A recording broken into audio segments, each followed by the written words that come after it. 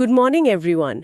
आज हम हिस्ट्री का एक बहुत ही इम्पोर्टेंट और थोड़ा कंफ्यूजिंग चैप्टर शुरू करने जा रहे हैं, the nationalist movement in Indo China. हाँ, ये टॉपिक कई बार स्टूडेंट्स को थोड़ा कॉम्प्लेक्स लगता है, इसीलिए हम इसे बिल्कुल स्टेप बाय स्टेप आराम से समझेंगे। बिल्कुल। तो सबसे पहले ये इंडो चाइना क्या है? ये नाम सुनते ही दिमाग में क्या आता है? देखिए, अगर हम मैप में देखें तो इसमें आज के 3 देश आते हैं, वियतनाम, लाओस और कैम्बोडिया। राइट। और इस चैप्टर में हमारा मेन फोकस वियतनाम पर रहेगा। हम समझेंगे कि कैसे फ्रेंच कॉलोनियल रूल के अंडर वियतनाम में नेशनलिज्म यानी देशभक्ति की भावना जागी। और हम इसे इंडिया के फ्रीडम स्ट्रगल से भी थोड़ा कंपेयर करके देखेंगे ताकि चीजें और क्लियर हो जाएं। बिल्कुल, चलिए शुरू करते हैं। तो सबसे पहले कॉन्टेक्स्ट सेट करते हैं। फ्रांस के आने से पहले वियतनाम कैसा था?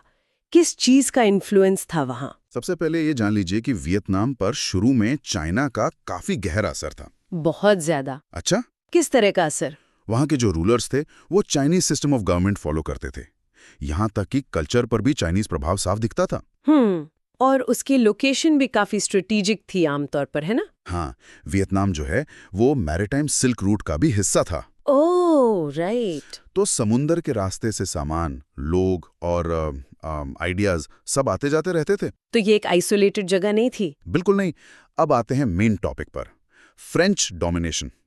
इसको थोड़ा ध्यान से सुनना जी। 1858 में फ्रेंच सेना वियतनाम में उतरी। ये स्टार्टिंग पॉइंट है। ओके, 1858। और फिर धीरे धीरे मिड 1880s तक उन्होंने नॉर्दर्न रीजन पर पूरा कब्जा कर लिया। मतलब लगभग 30 साल लगे उन्हें। हाँ, और फिर फ्रांस और चाइना के बीच एक युद्ध हुआ। उसके बाद 1887 में फ्रेंच इंडो चाइना बनाया गया, जिसमें टोंकिन और अनाम जैसे इलाके शामिल थे। पर ये कब्जा ये इतना आसान तो नहीं रहा होगा? लोकल लोगों ने विरोध नहीं किया? बिल्कुल किया। शुरू से ही इसका विरोध हुआ। एक एग्जाम्पल देता हूं। एक फ्रेंच ऑफिसर था, फ्रांसिस गार्नियर। उसने हनोई पर हमला किया तो उसे वहां के दरबार के सिपाहियों ने ही मार गिराया। तो रेजिस्टेंस पहले दिन से था। ये एक बहुत इंपॉर्टेंट सवाल है और एग्जाम्स में भी अक्सर पूछा जाता है। फ्रांस को कॉलोनीज चाहिए ही क्यों थी? What was the reason?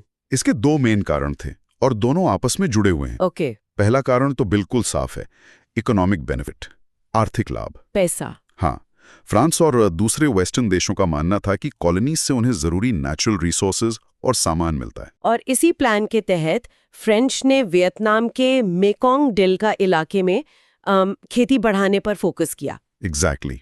उन्होंने बड़े पैमाने पर कैनाल्स बनवाए, जमीन से पानी निकाला, बेसिकली इंफ्रास्ट्रक्चर डेवलप किया।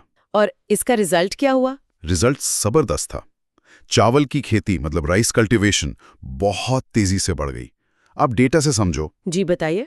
1873 में जहां 274,000 हेक्टेयर्स में खेती होती थी, ओके, वहां 1931 तक ये एरिया बढ़कर 2.2 मिलियन हेक्टेयर्स हो गया। ओह वाओ, ये तो बहुत बड़ा जंप है। हाँ, और इसका नतीजा ये हुआ कि वियतनाम दुनिया का तीसरा सबसे बड़ा राइस एक्सपोर्टर बन गया। पर इसका फायदा वियतनाम के लोगों को तो नहीं मिल रहा होगा? बिल्कुल नहीं।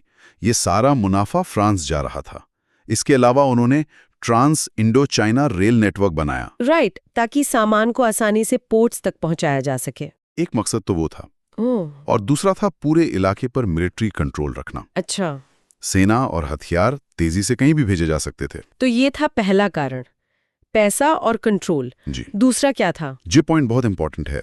इसे कहते हैं civilising mission. The civilising mission, ये क्या था? देखिए, फ्रेंच लोगों का मानना था कि वो एडवांस्ड यूरोपियन है और उनका ये मिशन है, उनकी ये ड्यूटी है कि वो वियतनाम जैसे बैकवर्ड लोगों तक सिविलाइजेशन के बेनिफिट्स पहुंचाएं। मतलब वो ये दिखा रहे थे कि हम तुम्हारी भलाई करने आए हैं। एग्जैक्टली। हम तुम्हें मॉडर्न बनाने आए हैं। हम तुम्हें साइंस, हाइजीन, एजुकेशन सिखाने आए हैं। ये उनका जस्टिफिकेशन था। अगर आपको ये एक्सप्लेनेशन हेल्पफुल लग रही है तो वीडियो को लाइक कर दीजिए और ऐसे ही सिंपल एक्सप्लेनेशंस के लिए हमारे चैनल पाठशाला एआई को सब्सक्राइब करें।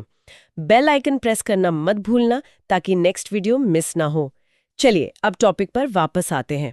तो हम सिविलाइजिंग मिशन की बात कर रहे थे। हाँ, तो इसी सोच से एक और डिबेट शुरू हुई। हाँ बिल्कुल। उस वक्त एक सवाल उठा कि क्या कॉलोनीज को डेवलप करना चाहिए। इंटरेस्टिंग। और इसी में एक फ्रेंच पॉलिसी मेकर थे, पॉल बर्नार्ड। उनका लॉजिक बहुत अलग था। क्या कहा उन्होंने? उन्होंने कहा कि हाँ, हमें कॉलोनी की इकोनॉमी को डेवलप करना चाहिए, लोगों का स्टैंडर्ड ऑफ लिविंग सुधारना चाहिए। ये तो अजीब बात है। एक कॉलोनाइजर ऐसा क्यों सोचेगा? अगर लोग डेवलप हो गए तो वो आजादी मांगने लगेंगे। यही तो उनका लॉजिक था। उन्होंने कहा कि अगर हम कॉलोनी की इकोनॉमी डेवलप करेंगे, लोगों का स्टैंडर्ड ऑफ लिविंग सुधरेगा, तो क्या होगा?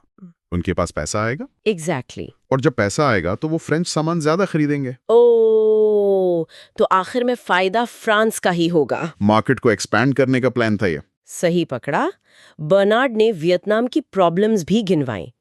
उन्होंने कहा कि यहाँ पॉपुलेशन बहुत ज्यादा है, खेती की प्रोडक्टिविटी कम है और किसान कर्ज में डूबे हुए हैं। तो उन्होंने कुछ सॉल्यूशंस भी दिए। हाँ, उन्होंने जमीन सुधार यानी लैंड रिफॉर्म्स जैसे सुझाव दिए। पर ये सब सुनने में तो बहुत अच्छा लगता है। रियलिटी क्या थी? क्या सच में ऐसा हुआ? बिल्कुल नहीं।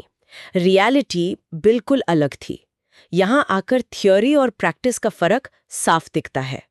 कॉलोनियल इकोनॉमी को लोगों के लिए नहीं, बल्कि सिर्फ और सिर्फ फ्रेंच मुनाफे के लिए बनाया गया था। पूरा फोकस बस 2 चीजों पर था, चावल और रबर के प्लांटेशंस। और देश को इंडस्ट्रियलाइज करने यानी नई फैक्ट्रीज लगाने पर तो कोई ध्यान नहीं दिया गया होगा। सवाल ही नहीं उठता। अगर वियतनाम में फैक्ट्रीज लग जाती तो वो फ्रांस से सामान क्यों इंपोर्ट करते? सही बात है। और इन रबर प्लांटेशंस में इंडेंचर्ड लेबर का इस्तेमाल होता था। Let's make this simple. ये इंडेंचर्ड लेबर क्या था? ये एक तरह की बंधुआ मजदूरी थी। हाँ, आप बिल्कुल कह सकते हैं। मजदूरों से एक कॉन्ट्रैक्ट साइन करवाया जाता था, पर उस कॉन्ट्रैक्ट में उनके कोई अधिकार नहीं होते थे। अच्छा। मालिक उनसे जैसे चाहे काम करवा सकता था, और अगर कोई मजदूर कॉन्ट्रैक्ट पूरा होने से पहले भाग जाता तो मालिक उसे जेल भी भेज सकता था। तो ये तो एक लीगल तरीका था गुलामी करवाने का। बिल्कुल। इस सब का नतीजा ये हुआ कि पॉल बर्नार्ड की बातें सिर्फ बातें ही रह गईं। गांव में जमींदारी यानी लैंडलॉर्डिज्म बढ़ गई और आम लोगों की जिंदगी बेहतर होने की जगह और खराब हो गई। एग्जैक्टली। उनकी हालत और खराब हो गई। अब आते हैं एग्जाम पॉइंट ऑफ व्यू पर। ये चैप्टर बोर्ड एग्जाम्स के लिए कितना इंपॉर्टेंट है? बहुत इंपॉर्टेंट है। इससे सीधे क्वेश्चंस आते हैं। जैसे किस तरह के क्वेश्चंस? देखिए, 3 मार्क्स का क्वेश्चन आ सकता है, why did the French want to establish colonies, जो हमने अभी डिस्कस किया। राइट, वो 2 कारण, इकोनॉमिक और सिविलाइजिंग मिशन। हाँ। फिर 5 मार्क्स का क्वेश्चन आ सकता है, describe the infrastructure projects undertaken by the French in Vietnam and there purpose, मतलब कैनल्स और रेलवेज के बारे में। ओके। और शॉर्ट नोट्स में भी कुछ आ सकता है? बिल्कुल। शॉर्ट नोट में सिविलाइजिंग मिशन या इंडेंचर्ड लेबर के बारे में अक्सर पूछा जाता है। और क्या ये सिर्फ स्कूल एग्जाम्स के लिए ही अहम है? नहीं, आगे चलकर यूपीएससी या दूसरे स्टेट एग्जाम्स में भी वर्ल्ड हिस्ट्री के सेक्शन में कॉलोनियलिज्म का टॉपिक बहुत अहम है। इस चैप्टर से आपके बेसिक्स बिल्कुल क्लियर हो जाएंगे। Great. So let's quickly revise what we learn today. एक छोटा सा रीकैप कर लेते हैं। जरूर। सबसे पहले हमने जाना कि इंडो चाइना, जिसमें वियतनाम, लाओस और कैम्बोडिया आते हैं, उस पर फ्रांस ने कब्जा किया और 1887 में फ्रेंच इंडो चाइना बनाया। हाँ, फिर हमने देखा कि फ्रांस ने ये कब्जा क्यों किया। 2 मेन कारण थे। पहला, वियतनाम के रिसोर्सेज, खासकर चावल को अपने मुनाफे के लिए इस्तेमाल करना, और दूसरा, इस पूरे एक्सप्लॉयटेशन को सिविलाइजिंग मिशन का नाम देकर जस्टिफाई करना। बिल्कुल। और आखिर में हमने देखा कि फ्रेंच पॉलिसीज से वियतनाम के आम लोगों का भला नहीं हुआ, बल्कि उनकी हालत और खराब हो गई।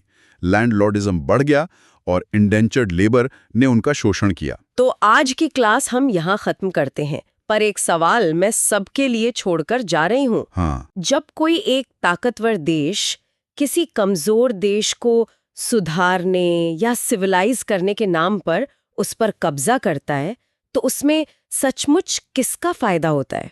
ये बहुत गहरा सवाल है। इसके बारे में जरूर सोचना। नेक्स्ट क्लास में हम इस चैप्टर में आगे बढ़ेंगे।